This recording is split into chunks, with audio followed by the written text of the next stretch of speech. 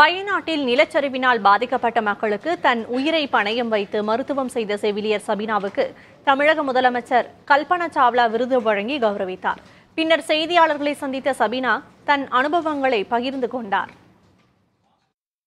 Rescue team வந்து கேட்டாங்க, ஆத்துக்கு அந்த சைடு தான் முதலுதவி தேவை, இந்த சைடு இருக்கிறவங்கள ஆம்புலன்ஸ்ல கொண்டு போயிட்டு தானே இருக்காங்க, அந்த சைடு இருக்கிறவங்களுக்கு உதவி பண்றதுக்கு மெயில் நர்ஸ் யாராவது இருக்காங்களான்னு எங்க சார் கிட்ட வந்து கேட்டாங்க. அப்ப சார் சொன்னாரு, இல்ல எங்க டீம்ல ஃபீமேல் நர்ஸ் தான் இருக்காங்கன்னு சொன்னப்போ அது முடியாது, எங்களுக்கு நாங்க ரிஸ்க் எடுக்க மாட்டோம்னு சொன்னாங்க.